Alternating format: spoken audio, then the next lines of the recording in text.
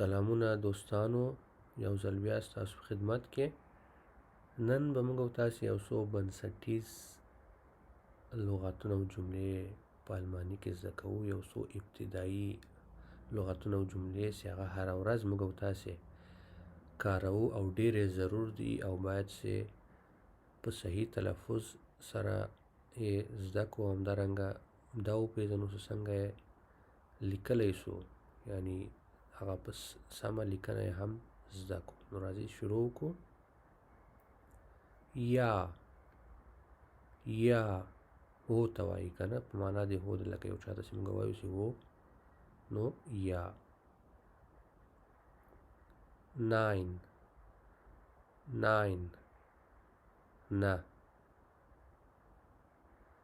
دانکه مننه. د مننې په معنا ده او یو څه فقرې یا جملې به ورته ووایو، لنډې جملې. دا په الماني ژبه کې داسې دي چې په مختصر ډول هم ویل کېږي او همدارنګه که چیرې موږ او تاسې په رسمي ډول وایو، لکه رسمي ډول نه مې هدف دلته دا ده چې فرض مثال که موږ او تاسې په یو دفتر کې یو، په یو رسمي ځای کې یو، نو هغلته موږ او تاسې بیا دغه د دې بعضې فقرو هغه لنډ ډول نشو استعمالولی. یعنې دغه لنډ ډول چې دلته اوس فرض مثال د دنکې ما تاسو ته وویلې، دا که مثلا موږ او تاسې په کار کې یو او یا همدارنګه د یو ملګري سره خبرې کوو، نو هغه نه چې کله مننه کوو نو دنکې ورته ویلی شو. خو بهتره دا ده چې کله موږ او تاسې په یو رسمي ځای کې یو، لکه په یو دفتر کې یو، جاب سنټر کې یو، اوسلنډر بهودې کې یو، یا بل هر چېرته چې یو، نو هغلته موږ او تاسې د دانکې پر ځای دانکې شون استعمال کړو. دانکې شون او یا هم فیلن دانک چې موږ او تاسې استعمالوو که نه. نو دانکې هغه لنډ شکل ده، مختصر شکل، او دانکې شون هغه رسمي شکل ده چې د دواړو معنا یوه ده. دواړه د مننې په معنا دي چې یو چا نه موږ او تاسې مننه کوو. ښه، په جواب کې بیا موږ او تاسې له خلکو نه اورو چې هغوی موږ ته وایي بیته معنا خواهش کومه یا څه خبره نه ده، هېڅ خبره نشته. او بیا هم په هغه صحیح پښتو یې که چېرې معنا کړو نو معنا ده هر کله راشئ که نه. نو بیته. همدارنګه اوس دغه بیته هم یو مختصر شکل او یو رسمي شکل لري چې عموما په عام حالاتو کې موږ او تاسې بیته ډېر اورو، په لنډ ډول دی وایي چې موږ ورته وایو دانکې، دوی راته وایي په جواب کې بیته. خو رسمي شکل یې بیته شون ده. بیته شون المانیان دواړه استعمالوي، نو اکثره وخت بیته استعمالوي خو بیته شون هم استعمالوي. نو دانکې شون په جواب کې باید بیته شون ورته وویل شي. دانکې شون په معنا د مننې ده، نو په جواب کې موږ بیرته ورته وایو چې خواهش کوم یا څه خبره نشته، هر کله راشئ، بیته شون. صحیح ده. kein Problem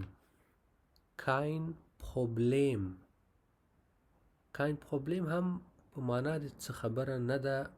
معنا ورکوي. که چیرې تحت اللفظي معنا کو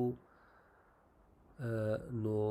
پروبلم چې دا مشکل ته وایي، کاین یعنی نسته، یعنی معنا یې داسې راځي چې څه مشکل نسته. خو تحت اللفظي معنا په اکثره جملو په الماني ژبه کې هغه تحت اللفظي معنا اکثره وخت یو بل قسم معنا ورکوي، خو د هغه نه هدف بل شی. لکه دلته اوس کاین پروبلم چې موږ وایو، د دې مطلب او یا معنا او مفهوم دا ده چې څه خبره نه ده، څه مشکل نسته هم ویلی شو، خو څه خبره نه ده مفهوم ده. کاین پروبلم. Entschuldigung بخښنه غواړم. لکه یو چا نه چې مثلا موږ او تاسې سوال کوو په بازار کې یو یا په هر ځای کې یو که یو چا نه څه پوښتنه کوو چې فرض مثال دغه شي قیمت څو ده او یا یو بل هر قسم سوال سي نو موږ او تاسې کله په هغه باندې غږ کوو نو ورته ویلی شو چې انچولدیګونګ بخښنه غواړم. اصلا د ده رسمي شکل چې ده انچولدیګونګ نه ده، د ده رسمي شکل انچولدیګونګ زی انچولدیګن زی انچولدیګونګ زی نه ده، البته انچولدیګن دلته ګورئ ګی ای ان ده په انچولدیګونګ کې ګی او ان ګی انچولدیګونګ راځي، خو دلته انچولدیګن زی انچولدیګن زی په معنا د بخښنه غواړم ده، خو دلته ګوره ما سوالیه ورکړې ده، د دې په فرق باندې باید پوه شئ ملګرو. انچولدیګن زی چې کله موږ او تاسې یو چا نه سوال کوو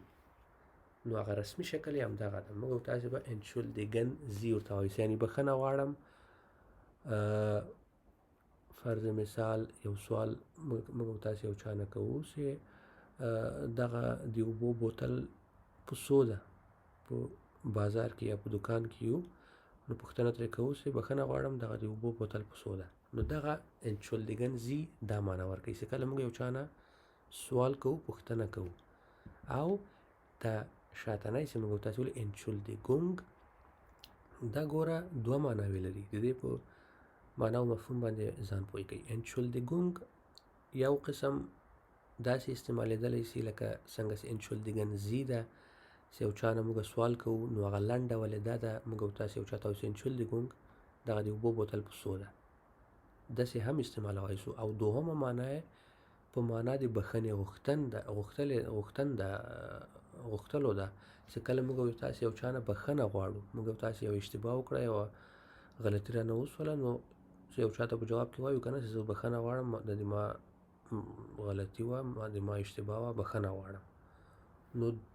دوهمه معنا یې د بخښنې غوښتنې په مفهوم هم ده چې یو چا نه موږ بخښنه غواړو انچولدیګونګ ورته وایو بیا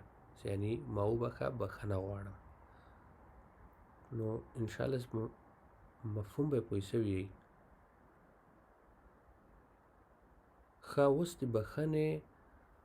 غوښتنې لپاره یوه بله ډېره مناسبه جمله موږ او تاسې لرو چې د انچولدیګونګ په ځای کې چیرې دا استعمال کړو نو دا تر ټولو بهتره ده چې هغه ده es tut mir leid es tut mir leid بخښنه غواړم، ما وبخښه، د دې ما اشتباه وه، ما غلطي وه، زه بخښنه غواړم او ما ته بخښنه وکړه. es tut mir leid es tut mir leid LAED د آخر کې د ندایې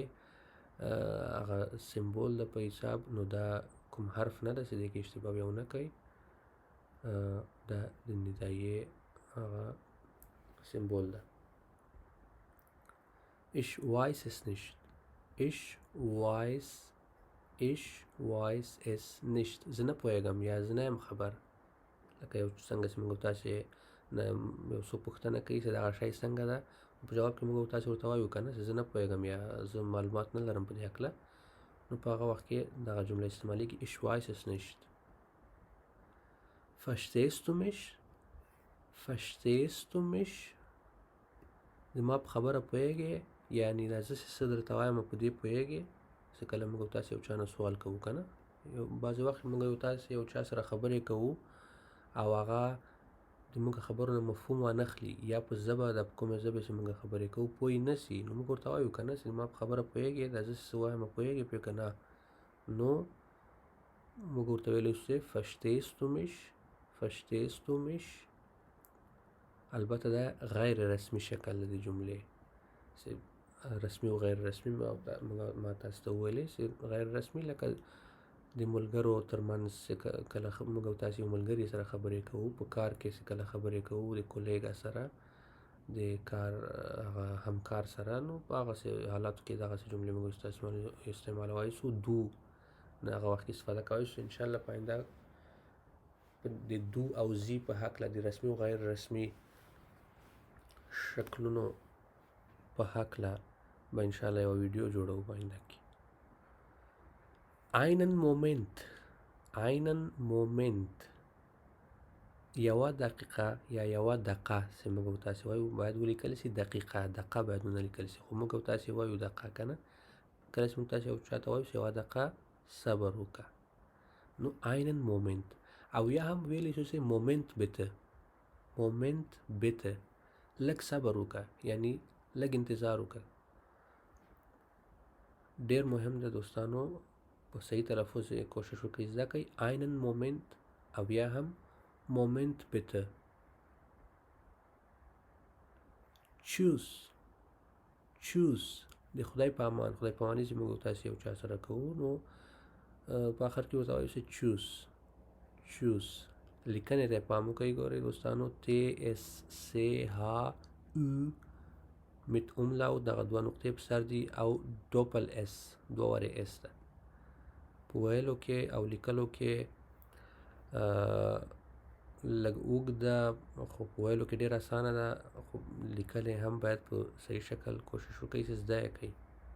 داسې لیکل کېږي چوس چاو هم د خدای په اماني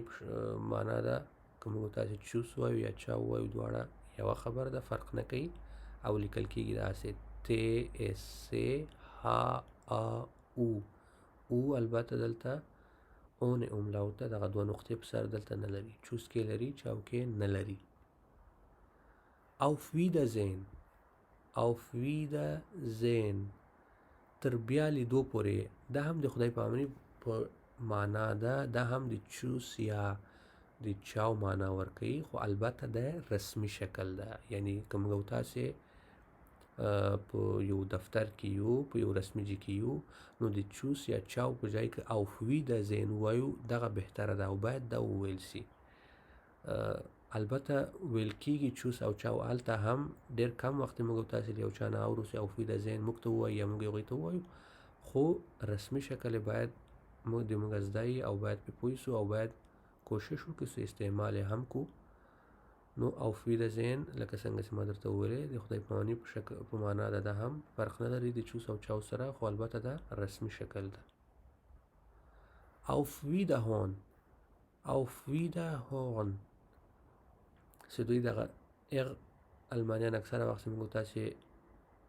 پام ورته وکړئ چې کله دا وایي نو auf Wiederhören هون غوندې وایي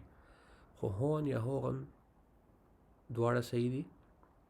د دې معنا څه ده تر بیا اورېدو پورې په څه معنا چې کله دا صرف په هغه وخت کې موږ تاسې استعمالوئ چې کله یو چا سره په تلیفون یا موبایل کې خبرې کوو نو کله چې خدای په اماني ورته کوو نو په هغه وخت کې د چوس یا چاو په ځای به auf Wiederhören ورته استعمالوو او البته دا هم رسمي شکل ده دغسې موږ تاسې په موبایل کې چې یو چا سره خدای په اماني کوو چوس ورته وایو یا چا ورته وایو خو که موږ تاسې له یو شرکت سره خبرې کوو یا له یو دفتر سره په تماس نیولی تلیفوني تماس نو په آخر کې باید ورته ووایو چې auf Wiederhören